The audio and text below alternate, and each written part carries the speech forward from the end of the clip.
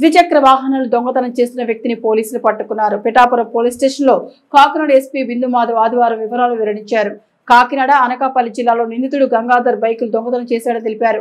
ప్రత్యేక టెక్నాలజీ ద్వారా నిందితుడిని అరెస్ట్ చేశామని, అతడి వద్ద 48 బైకులను రికవరీ చేశామన్నారు. నిందితుడి దగ్గర బైకులు కొన్న వారిని గుర్తించి విచారణ చేస్తామని తెలిపారు.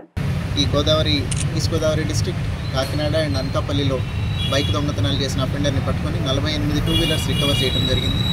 ఇది రికవర్ చేయడానికి as AP police is in the four front of using technology, CC camera technology use చేసి అతన్ని పట్టుకోవడం it is a commendable job. దాంతోపాటుగా ఈ బైక్స్ ఇతను తీసుకొని ఎవరికైతే అమ్ముతున్నాడో వాళ్ళని ఒక 6 రిసీవర్స్ని కూడా అరెస్ట్ చేయడం జరిగింది. So I appreciate ASP Kakinada and Pithapuram circle police for doing a good job. ఇట్లా ఇంకా టెక్నాలజీ యూజ్ చేసి ఫర్దర్గా కూడా క్రైమ్ డిటెక్షన్లో we'll increase the standard. First ఒక కంప్లైంట్ వచ్చింది బైక్ పోయిందని సంక్రాంతి అప్పుడు అండి, ఇప్పుడు ఏదో ఫెస్టివల్ అని చెప్పారు.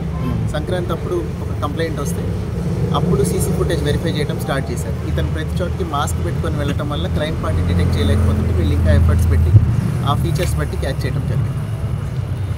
ఇంతకు ముందు కూడా నేరాలు చేశాడు. 2 సంవత్సరాల నుంచి దొరకట్లేదు.